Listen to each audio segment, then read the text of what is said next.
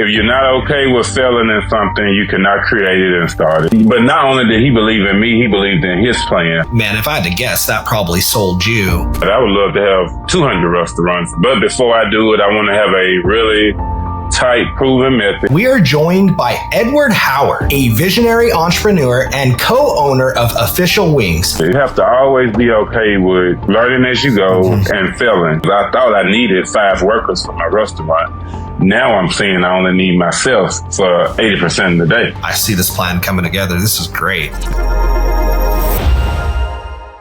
What's up, everyone? Welcome back to Diehard Entrepreneur Stories. My name is Devin Ramos, and I am your host.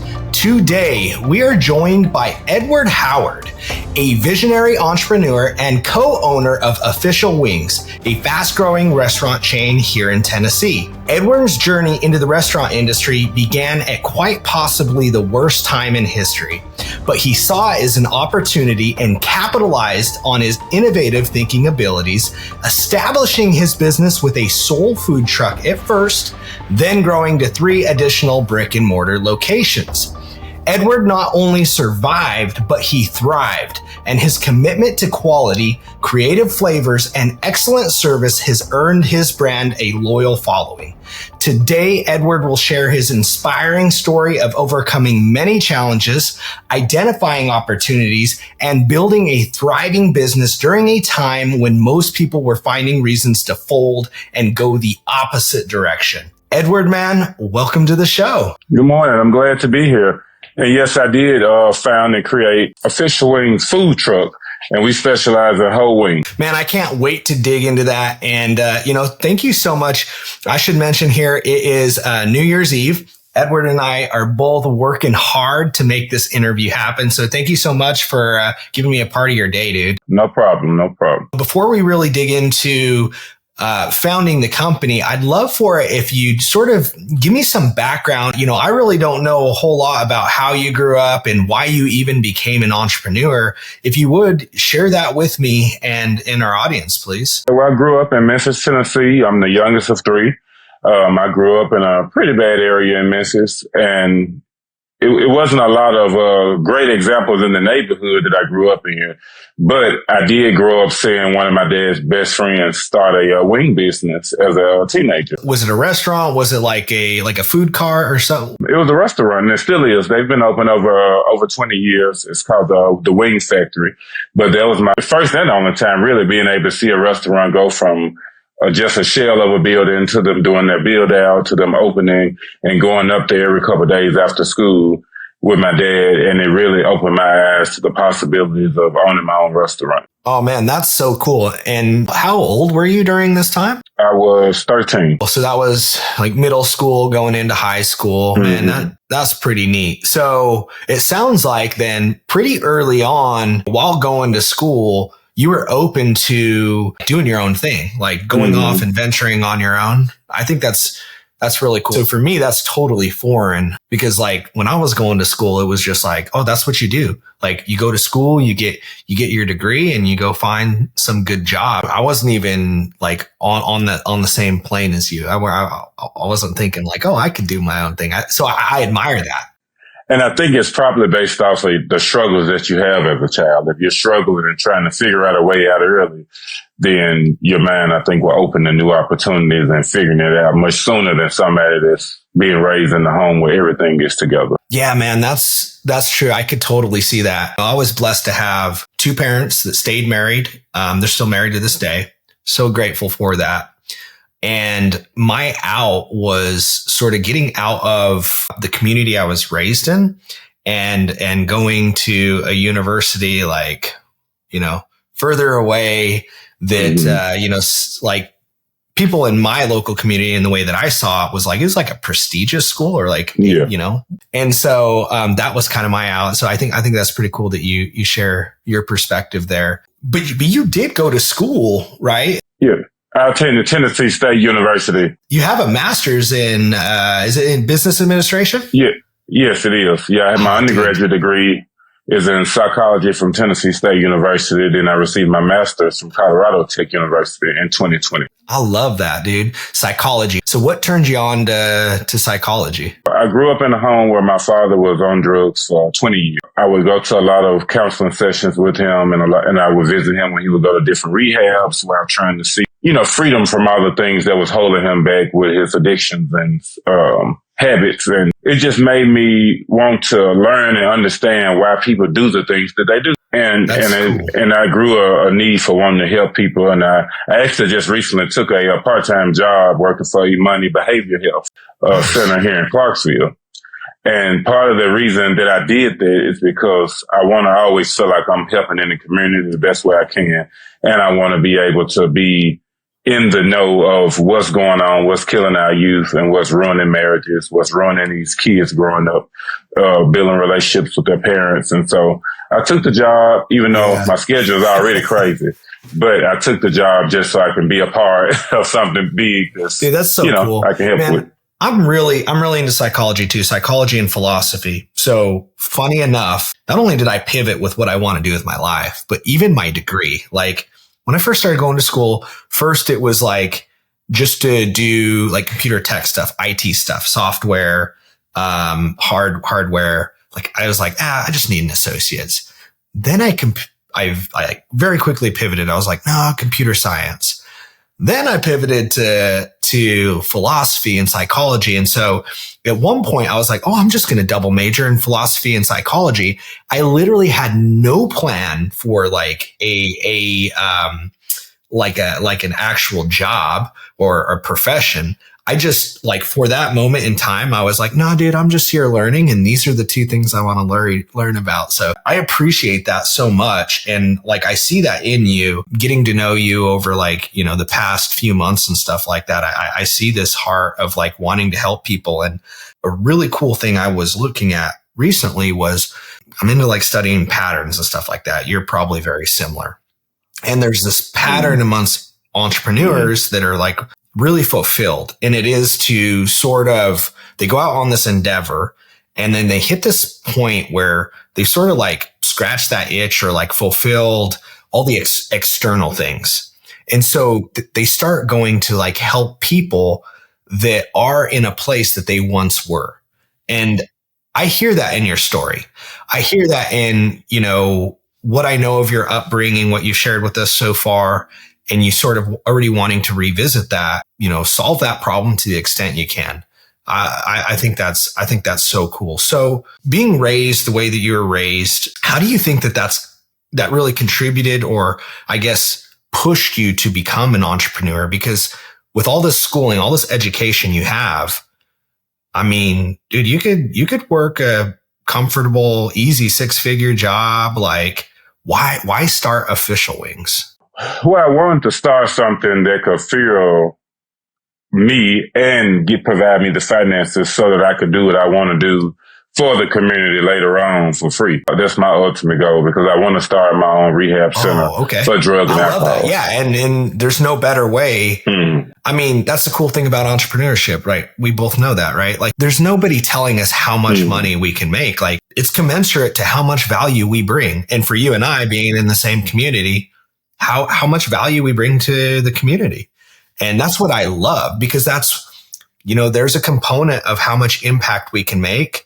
There's a component of that's money, that's finance. And like, whether we raise that capital or we get people to contribute or we generate it ourselves, capital's got to come from somewhere, right? It does. And see, 30 years ago, you could start a nonprofit or have a counseling center and you could see people for free almost.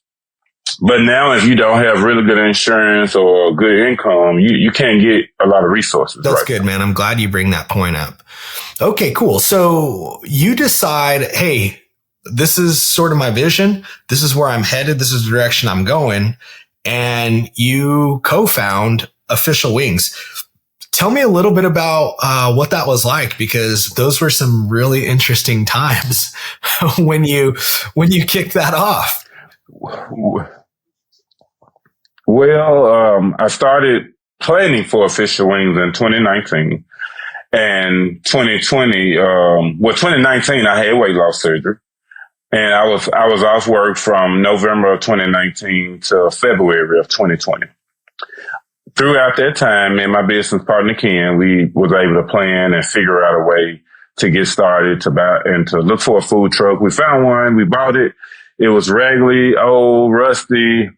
I mean, it looked a mess, to be honest. And so anyway, we purchased the food truck, and then we both quit our jobs that we had been on for I was at my job for 13 years, which was Sam's Club in Walmart. And then my business partner was a diesel mechanic. And so we pulled out our 401ks and our stocks and said, hey, we're going to invest 100% into ourselves. And we did. And we got the food truck redid, got it wrapped, got the build out done. We bought some used equipment, some new equipment. We pieced together a freezer he already had in his home, and we made it work. The resources you had, you maximize those.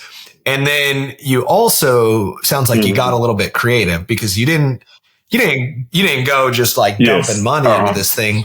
I guess I should ask, give us a ballpark idea. Like, how much money did you and your co-founder initially invest into that food truck? Like you said, your 401k, stock, stuff like that. Like, roughly how much did it take to accomplish that? The initial start, we did $20,000. Nice. Okay. So you guys took 20K. Oh, man, I love that.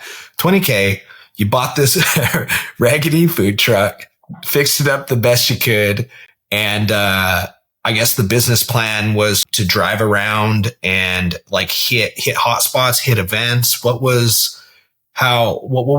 you guys have in mind? So the initial plan was to go to large festivals and go to big events. Well, all big events for the year got canceled due to COVID. So that was shut down right away. That was shut down. A lot of the large corporations that I had connections with some of my friends, most of them went from being in their office that had 500 people to now working from home. So now I couldn't take the food truck to some of these office buildings or even some of the warehouses. There was no workers. So we ended up going to set up in neighborhoods. And so setting up in the neighborhoods made us enough money to survive and get through the full first year. Oh man, I love that. So you guys very quickly pivoted. That's so cool, man. I don't want to skim over that because it sounds simple enough, but trying to put myself in your guys' shoes, being an entrepreneur myself, I bet every day was just a roller coaster of emotions because you're taking this 20K that you guys have, putting it into this food truck that you're like, dude, you could have lost a motor, lost half your investment a weekend, right? You're like trying to keep it together. You have the strategy. You're like, okay, we're going to hit events. We got to have all these, friends and people we know with these large, corporate areas. We'll go sit out front for lunch or whatever it was. And then boom, no, that's shut down. So you're just like constantly having to pivot. What was the thought on neighborhoods? Did you like target any specific neighborhoods or areas, or how did you go about deciding like where you guys were going to set this food truck? The good thing about Facebook, you can add yourself to any neighborhood Facebook group. Okay. Smart. So I just went in a lot of the neighborhood groups and said that I lived in the neighborhood, and I posted a flyer saying, hey, I have a food truck and I can set it up this date, this time. People responded and they came and ate because they were at home, their kids were at home, and it worked.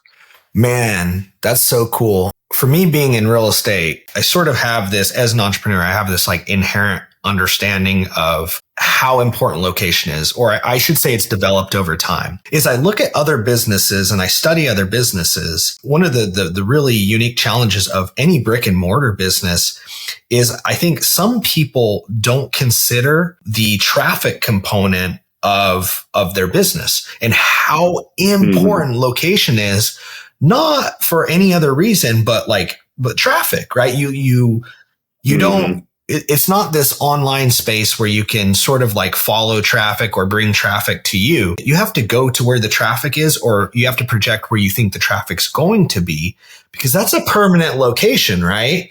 And so with you for this food truck, that's one of the unique things that I think I can see now that you leveraged. You're like, well, it's a food truck, so we can actually take it to wherever we want. We just got to pick good locations. And it sounds like that's what you did. Am I hearing that correctly? Yes, that's correct. And we also started setting up at all the hospitals. Oh, that's okay. That's smart too. Like during lunch and things like that, or yeah, lunch and after hours, like late at night, because at the time it was so many sick people in the hospital for that whole year of 2020 and 2021. Yeah, that's right. Then most of the staff was working double shifts, 6-7 days straight. And of course, didn't have time to cook meals. So we were able to feed the staff and then also feed the families that was at the hospital visiting the sick. Yeah, that's right. Because I know most hospitals, if I had to guess across the country, I know at least here locally, but if I had to guess across the country, we're like at capacity. There was like so many people. Man, that's smart. Yeah. So you went to where the people were, right? And a lot of restaurants were also closed down because of like local policy, national policy. Like that was a huge thing too during this time, I remember. Wow. So that got you through the first year. Okay.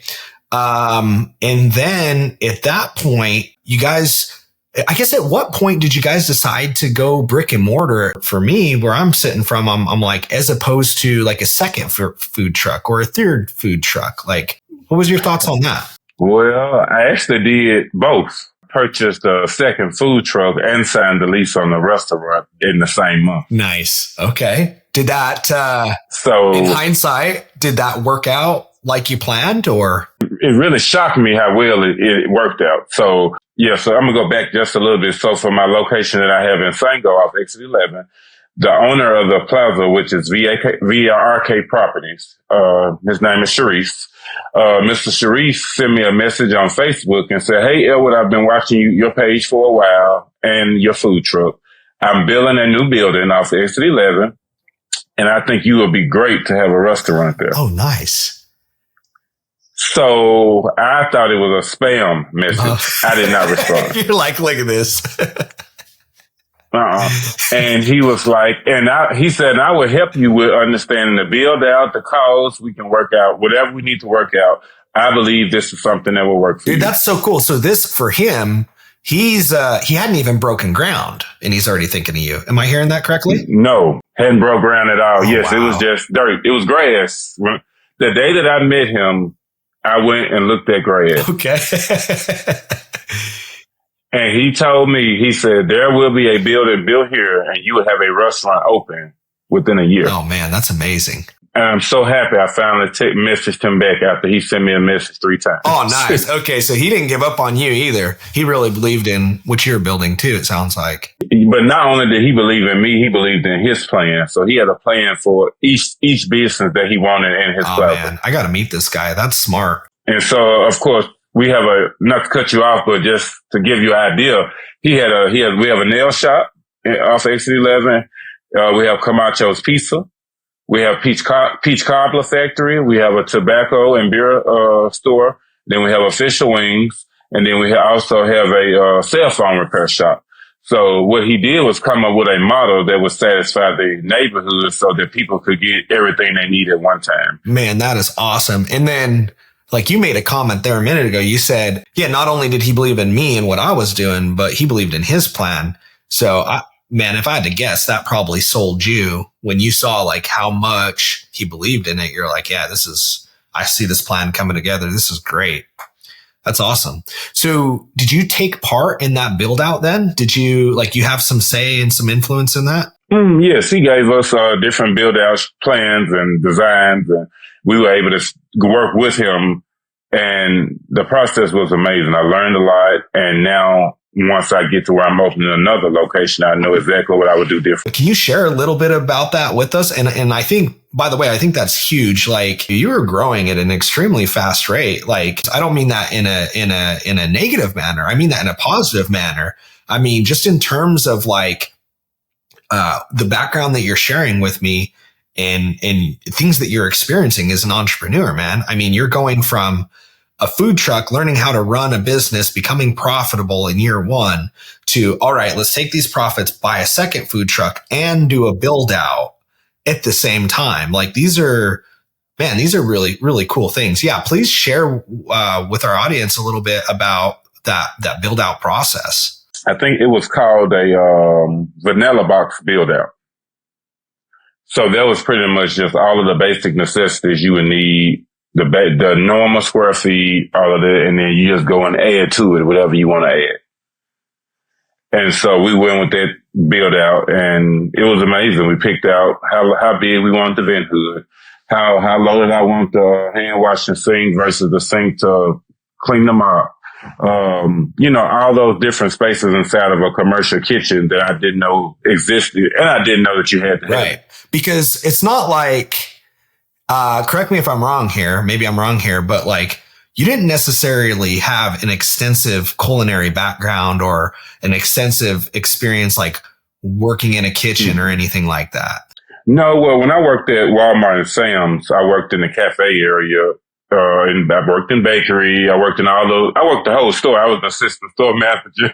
And so it gave me just a sprinkle in every area enough to where I combined all of my knowledge that I learned working in retail with Walmart and Sam's to be able to put it into my plan and my business. Man, I love this so much. I got to stop here. For our audience, this is like the epitome of a diehard entrepreneur. Okay.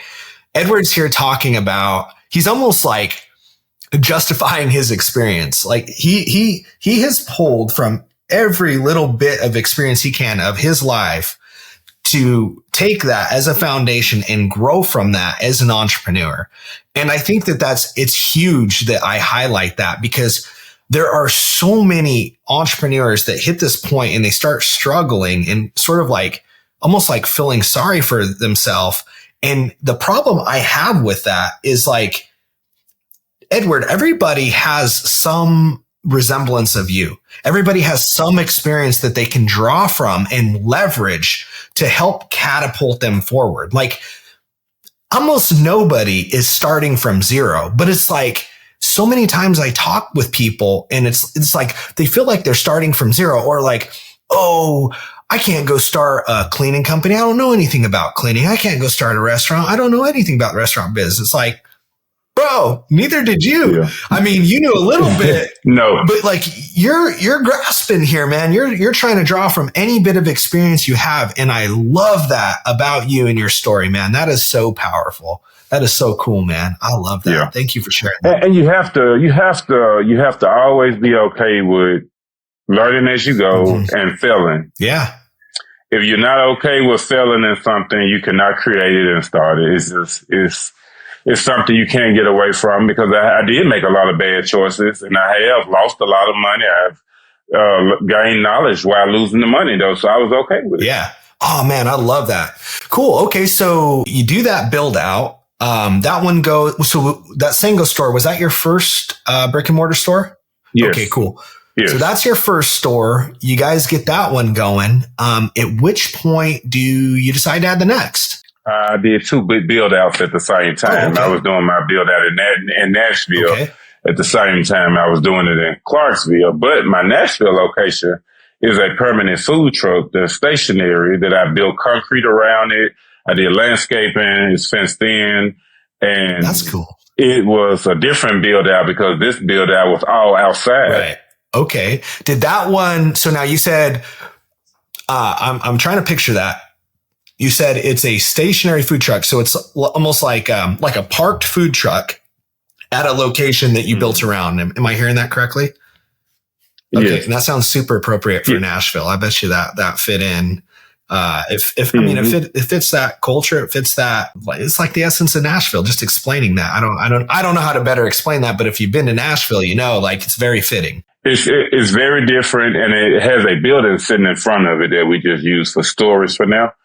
And so a lot of people pull up and they think they're just going to the side door of the building, but they're walking into like a backyard oasis where it's flowers everywhere. I have big tall trees and it's nice. That's cool. So is that, you said there were some challenges with that one. Is that like affected by weather? Like, I mean, when we get a big downpour and winds and things like that, does that shut the location down or how does that work out? Well, initially it was an issue, but we worked past it. Oh, okay, cool. So we offer curbside where you place your order online, you put the type of car you're in, and we bring it out to you. Okay, cool. So it was a problem initially, but it's something that, kind of like you pointed out a minute ago, one of many that you figured out a solution and kept things moving forward. Yeah, and we also offer, we have tents that we set up when it's raining or when it's cold. I have fire pits out in the summertime. I have large commercial industrial fans out. And so we make it work. Yeah, that's cool, man. And what I really appreciate about it, going back to it being fitting for Nashville, that's a lot of what draws people to Nashville. Like we live just northwest of Nashville. And when my wife and I go to Nashville to go to a restaurant, we're going for the experience, right? Like we want good food and we want the experience. So as you're talking about this location, I'm like, dude, that's so fitting. Like that's exactly why my wife and I go to Nashville restaurants as opposed to just going down the street, to another, to one of your single locations, right? Like, shoot, I would drive all the way to Nashville to go to that location just to experience it, even though I could go to Nashville and get your awesome wings there as well. So, man, I think it's brilliant that you did that. Where'd you guys get that idea? Or was that sort of you just leveraging minimal resources? I went to Mardi Gras in 2020. And I went to a restaurant that was behind a building, but it was a food truck. So, but I had no idea that I was walking into a courtyard area. And so it gave me a lot of ideas. It had raw iron furniture, old furniture, outside patio furniture. And I said, I like this. I said, I can do something like this in Nashville. And came back. And so I told my business partner, I said, hey, we're going to open an official wings courtyard. And that's what we nicknamed it. And we have our raw iron furniture that's black, with black tables and black and white umbrellas inside of the tables. And we created the vibe. And I just combined a lot of the different things that I've seen out at other locations and recreated it in my own way. Yeah, man, that's amazing. I love that. And that's such a testament to how innovative you are in your thinking in strategy and just overall ideas in general, man. That's brilliant. And the cool thing about it is for me, for context here, living in Clarksville and being close to Nashville for several years now, if you put something like that courtyard location here in Clarksville, man, that would be really cool. It would be great. But from a business standpoint, I already know, no, that's Nashville. You know what I'm saying? Can you do that here? Could it work? Yeah, for sure. But I know apples to apples, looking location to location, this is going to thrive in Nashville. It's more appropriate for Nashville. And so because Clarksville is not where it should be by now. It's not. Maybe years from now, it'll be different, but for right now, it wouldn't hit like it will in Nashville. And the fact that you are able to identify that and roll forward with it, and I'm sure it's why that it's successful. So man, kudos to you. That's really neat. Okay. So you got that location going, and then you did the third location, here in Clarksville. And that wasn't another build out. That was actually, you rented space, I think. Is that correct? Yes. It was a location that was already existing. It used to be Hot Peter on the corner of Franklin, right next door to Black Horse. But even with that build out, Hot Peter didn't have any fryers. So I had to go in and add gas lines, add fryers. I had to increase the fan inside the vent hood. So it still was a lot of work that needed to happen. But, it was smoother, I guess, than Sungo. There's a lot of growth here, Edward, that you're mentioning and you're sharing with us. And I don't want to overlook some of the, we've talked about a lot of external challenges, but some of the internal challenges. And you had mentioned it a minute ago. You kind of hit on it. You can't grow without failing, right? And you sort of demonstrated what I heard from you, which I appreciate and I love so much. And I think it's a really good representation on the mindset that leads to being successful as an entrepreneur. And it is your positioning and what you shared with us when you said, hey, you've got to fail. Like you sort of almost set this expectation that you're going to get an idea of what you want. You're going to start to take action towards it. Some of it's going to be successful. Some of it's going to fail. You're going to lose money. You're going to lose things that hurt, right? Like there's going to be some pain. But like you mentioned, you get knowledge from that. You get experience. You get a new understanding. And then you take that, implement it, and you do it all again. And I think having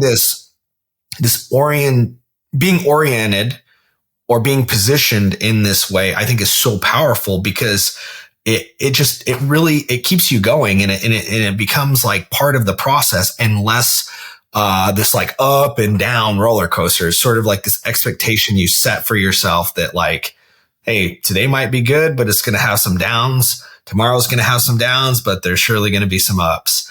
And I think at least for me, I'd love to hear your perspective, but at least for me, that's what attributes to like it being enjoyable. Like, instead of like, oh my gosh, like every day's like I'm on a boat rocking through the sea. It's like, nah, man, I enjoy this. Like, this is what keeps me alive. Like, Correct. It's very fulfilling. And then I enjoy coming up with the solution, not sitting in the problem. And as long as I'm coming up with a solution, I'm happy. Man, I hear that. I hear that so much. What, in hindsight, up to this point so far, what would you say has been like the biggest, like, punch to the gut, so to speak, that you've had in business? Expecting others to support you the same as you are supporting them. You have to be able to digest that everybody's capacity is so different that just because you give 200% and expect them to give 100, they may only have 50% in them to give. Man, I hear that. So being on the other side of it, well, it sounds like you're on the other side of that now. Mm-hmm. What would be your best advice to somebody who's just starting to encounter that? So let me clarify here. What I heard from you is the biggest kick to the gut that you've had, or biggest punch to the stomach, however you want to phrase it, has been just giving, and then realizing, one, it might not be appreciated or reciprocated, or maybe even acknowledged. And so now it sounds like you're on the other side where you're like, well, that's how it is. I'm still going to keep giving. So for somebody who's not where you're at now, and they're more so just giving, and they're just feeling crushed, no matter whether that's employees, whether that's, family, spouse support, whatever that looks like, what's your best advice for them? I give everybody the same advice. I have 2 quotes that I tell everybody. I probably tell 10 people a day. And the one is let it go so you can grow. That's good. And the other one is, well, God take me to, he will see me through. I love both of those. With both of those, I'm in so many words saying, no matter what happened, God will see me through it. So I can't really worry about what man or female may or may not do to help me through it, because either way, I'm going to get through it. Yeah, absolutely. No, I hear that. So yes, you got to delete the expectation for others and increase the work and the solutions for yourself. Now, I'm sure there's a lot of different things that come into play, a lot of different ways. Give me 1 or 2 tips on how I can do that in the practical sense, right? I know that's more so of a mindset thing, but for you, from your perspective, how do you help a person embrace that? Like give me 1 or 2 practical things that I could do to become more like that? Well, first, all you got to do is think about, if you're expecting this friend or family or whomever to do 3 things, those 3 things, you ought to be able to do 6 compared to them. Okay. And if you double work yourself, you're going to realize you really don't need all these people that you thinking that you need to help you through whatever this thing is you're trying to do or create. Okay. And that's where I'm at with it, because I thought I needed 5 workers for my restaurant. Now I'm saying I only need myself for 80% of the day. That's good. But with proper preparation, I'm prepared and I can do most of the day by myself at a location. because I have figured out to increase the online sales and slow down the people that's coming in. That's so good. And maybe said another way, not better, not worse, but maybe just like a different way. As you're saying that, this is what I heard, because this is how I relate to that recently. I was talking with a friend. He didn't directly say it to me like this, but he was more so sharing something that happened to him. And this is what I heard. He said, Devin, stop farming out your problems to everybody else. There's a difference between effectively delegating, and there's a difference between farming your problems out to other people. And in what you just said a minute ago, I sort of heard some of that. Some of that was speaking to me, because and I'm still figuring it out. I don't have a clear-cut answer. If I did, I would share it with you and everybody. But I'm still trying to figure out what the fine line is. Like, am I farming my problem off on this person? Do I need to give them more effective guidance? Do I need to get more clarity first before I try to delegate here? Or am I just ineffectively delegating? Like, those aren't the same things. And there's not a blanket answer to everything. I think sometimes I'm just being lazy and I'm just trying to like farm my problems out. And other times I'm not trusting myself, or I'm not doing the work, So figuring that out, at least for me, has been a challenge. And I hear that a little bit in what you're saying as well. And you almost have to let go of some of the things that you just really feel like you have to do yourself. But that may be one thing you could outsource. Yeah, that's true. I'm in a season now of learning how to outsource as much as I can to give me the mental space to be able to handle the new. And so now I'm not opening anything new or doing anything that's outside of my normal day to day until I can successfully outsource 100% of everything that I have to do in my owner umbrella, if that makes sense. No, absolutely. Because it's different. I mean, that's the funny thing about being an entrepreneur, right? It's joked about a lot, but like really we wear different hats, and those hats, too many, right? Oftentimes too many. And those hats are at different levels that require different things. One of my biggest struggles has been, when you're growing a business, there's different types of work. Sometimes you have to do management work. Sometimes you have to do like creation or creator work. And for me, my biggest struggle is when I get into this pinch point where I don't have somebody effectively managing things. So I have to be managing, but I also don't have anybody there doing like that creator work. So I also have to be creating, and I constantly am going back and forth. And I always, in the few different business ventures I've had, I always see immediate relief when I just say, all right, let's stop. And for me, it's been, I'm going to find somebody here to be a manager and handle all this manager work. And I'm not going to pull away until I see them very effectively doing it. I get them in place. They're effectively managing. And then I pull away and I say, okay, I'm going to go full-time creator mode now. And I still fall into this trap, man, where I'm trying to do both. But I'm telling you, every time I identify that that's a problem and I do that, there's so much relief almost immediately. And what I caught myself doing was starting something and not finishing. Ooh, that's good. Yeah. I will come up with a new idea or a way to market my wings, a way to get new customers. And then I would write it down, or I would type it in my iPad. And then a month later, I'm like, oh my God, I forgot to do it. I forgot to lunch it because I was doing too many things at one time. I'm trying to speak at schools. I'm trying to feed this organization for free and donate. I'm trying to show up to support my friend over here with this business. And you end up wearing all of these hats of being supportive to other people that you really don't do a good job of supporting yourself and completing the things that you've already wrote out to. Yeah, absolutely. It's, really comes down to it's choice, but it's a lack of focus. It's a lack of focus due to choice. And I love that as you're sharing this and being full on transparent about a specific struggle that you're going through, you're also saying, but I'm changing my choice. And I'm getting rid of stuff. I'm not adding more stuff. I'm taking some stuff and removing it, and I'm fixing it. I love that, man. So yeah, let's talk a little bit about that, because I know before we started recording, you actually had said one of the locations you were shutting down. Is that correct? Yes. So my downtown location, I closed it about 2 weeks ago. Oh, okay.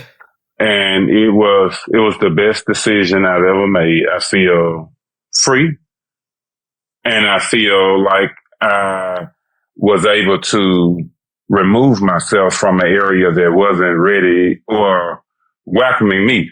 That's good. Okay. And so you got to know where you're wanted, not tolerated. And for me, the downtown Clarksville area is just not designed or accepting of my type of brand and my type of business structure. And that's okay. You know, it's nothing against nobody, but the city just hasn't got where small business can thrive downtown Clarksville. Man, that's so cool that you say that, because as you and I are putting our heads together and we're kind of like talking here, man, I'm feeding off of you, but that's kind of sort of what I was saying earlier, right? How I was saying, like, man, if you had plopped that certain type of location with that vibe in Clarksville, it just like, man, it's just not fitting right now. You know? No. Well, we have a large community of people that just pick out the problem. Oh, this is a problem. This is a problem. Or the biggest thing I hear is my wings are too expensive, or I don't open late enough. I open at 11 o'clock. I should open at 10:30 because most people go to lunch at 10:30 instead of 11. It's just like I caught myself trying to satisfy all of these individual needs for all of these complaints.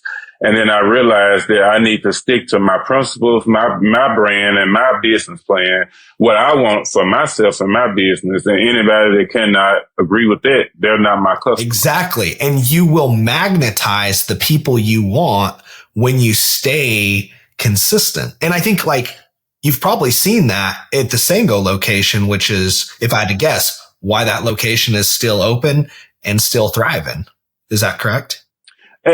Yes, that's correct. And not only have I learned all these things, but I also realized that more is not always having more locations. Sometimes the more can be just strengthening my relationship I have with my consistent customers at Sango. And so since closing the downtown location, all of those customers are now just coming to Sango because they were only 10 minutes from each other.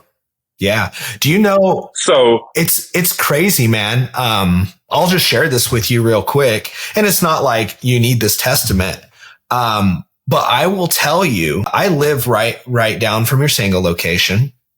And about a month and a half ago, I was downtown. I wanted some of your wings. I actually drove by your downtown location because I didn't want to park and walk to your downtown location. Drove by, got your official wings by my house and took it home with me.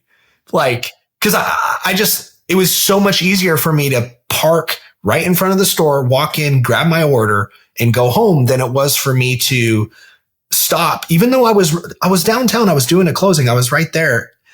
I just didn't want to like park and walk there. And like, also I had never been to that location. So like, I didn't know, but I've gone to your Sango location several times. So it's funny that you say that because that's my own like personal story, but that's exactly what I did, man. And most of my customers, they could not get with paying the park to pay for food. And Clarksville is just not where Nashville is at with expectation from customers. Now in Nashville, I have went ate at restaurants where you have to valet park. I have stayed at hotels where you have to valet park at the hotel. You have to. You're forced, right? But in Clarksville, you cannot force people to spend $5, $10 or whatever it is to park to eat. They're going to go somewhere where they can park free. Well, and I think it kind of goes back to what we were saying earlier, and it's what is that customer buying, right? When I was talking about why I go to Nashville and why I eat at those restaurants, it's a type of food and experience. Like I said, I would drive to that location not to get your wings. I can get your wings in Sango. I do it all the time. But to get your wings and that experience in Nashville. And that's something I'd be willing to drive there and pay for, because that's what I'm getting. And I think to your point, maybe it's specific to downtown Clarksville. I don't know. I'm not saying as if I do know, but quite possibly maybe that's the reason, it's like the people down there aren't trying to pay for that stuff, In some kind of way, downtown Clarksville has created a community of people that are very similar. And what I mean by that is, not only are they similar in business, because you got more lawyers and attorneys down there than you do anything. Right. Yep. That's true. So what happens when the courthouse is closed? Yeah, that's true. Everybody's on vacation. Yeah. Town's dead. The area is dead. Yeah. So I get there on a Monday after a holiday, but everybody decided they were going to take off, because if the judges are on vacation or it's a holiday, guess what? It's nobody down there. So now all of my customers are not available to buy anything from anybody. So if you have that happen 5 times out of the month, that's money gone. Yeah. Man, that's true. And I love how I can hear it from you. Like, you don't take it personal. You're like, oh, no. It just is what it is. Which is why I closed the location. I'm putting more effort on my other location. That's good. I love that. Well, it sounds like so far, at least you said that was 2 weeks ago, it's worked out. I'm sure it's going to continue to work out. What are sort of your plans for 2025 and moving forward? I mean, do you eventually see yourself having and growing more locations, or you want to just kind of hold what you got right now? If you would, share with us a little bit about that. I do have plans to open more locations. My area that I would like to be in would be in front of one of the gates in front of Fort Campbell. That's a foodie area, because you have more people than you have food. And so all the restaurants in that area do well, because all of the soldiers are eating and supporting business more than the normal citizens of Clarksville. That sounds great, because I know, being an active duty soldier myself, I'm not in now, but I was for several years. That's very true. Like, 2 things happen at least for the people on my team and the people that I know. We are training, and we're therefore bringing a lunch so we can eat through training. Or we're not training, which means we're going to go out, spend some time eating, spend some time together, and we want to go to like a good restaurant. So we're going off post. When you're in a situation where you want to go out, you want to get a full hour and a half, 2-hour lunch, and then come back to work, you can't necessarily drive over to exit 4 or exit 1 or exit 8. And so you really are limited to 41A. And, I mean, there's some restaurants over there, especially, within proximity to post, but there's not a ton, man. Surprisingly, there's not a ton, and there's definitely not a ton of different types of food. There's one restaurant where I can't get what you serve up, but it's like the most similar thing. And then there's a couple franchises and a ton of Mexican restaurants.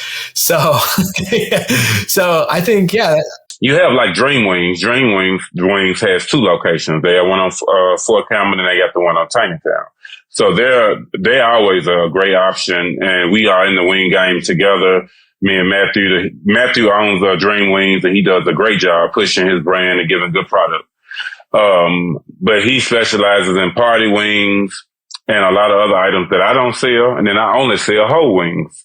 So we could very well coexist in the same area and on the same street, because my customer is not his customer, because I have customers that don't want party wings.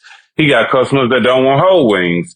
And so I believe if some of the business owners can get like Matthew and I have gotten, and support each other and push each other's brand, even though they're close and similar, everybody can win. I believe that through and through.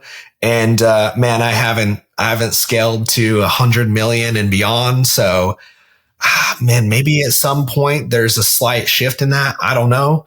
But at least for where I'm at now, man, I've done a lot of real estate deals. I own a cleaning company, sold a lot of services, bought a lot of services.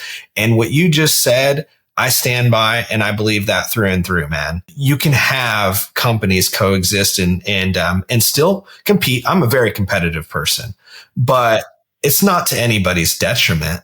And to your point, man, if you believe in your brand and you live it through and through, you're going to magnetize to people that are of the same. You can have both of those restaurants side by side, and the people of your brand that believe in your brand and love your brand are going to go to your restaurant, 10 out of 10 times anyway.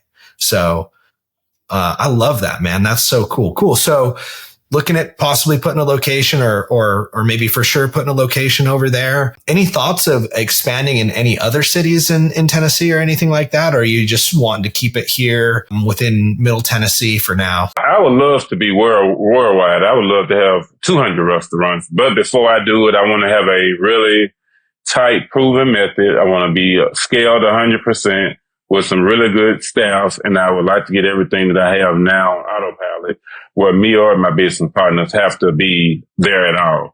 If I can't do that with what I have now, you won't see any new locations coming from Official Wings in the future. I love that focus. I love it, man. I especially love it because you're not saying like, oh yeah, I know this is just how it is. You're saying, no, this is how it is now because of what I just learned recently. Mm-hmm. Correct. I love that, dude. That's so cool. Man, that's awesome. Well, Edward, it has been a pleasure getting to hear just a little bit. We didn't get to dig in a ton, but hear a little bit about your restaurant, your journey, and man, some really powerful things that you've shared with us today. Before we go here, can you share with our audience where they can contact you, where they can get tied into Official Wings and hear about what you got, as you're growing and everything like that? So you can find me at Official Wings on Facebook, Instagram, TikTok, or Twitter. Okay. You can send us a DM if you would like to have us come out with the food truck, or if you would like to have us come out and do a full catering. Ooh, I love that. And you can call any of the locations. We have Official Wings Sango off Exit 11. Then we have Official Wings Nashville, which is on the historic Jefferson Street, right next to Fisk University and Tennessee State University. Okay, cool. And that's something I actually didn't know, that your food truck does catering and stuff like that too. So I'm sure you guys do weddings, graduations, any sort of events like that for sure, huh? I've done it all. I've even catered a funeral, man. So just give us a call if you need us to come out. Oh, man, I'd love that. All right. Well, Edward, thank you so much for giving us some of your time today and sharing everything that you have. And I'm glad to be here, and I hope I could help somebody that listens to this podcast. Oh, yeah, for sure. I guarantee you did. All right, y'all. Well, thank you so much for listening once again. Until next time, later.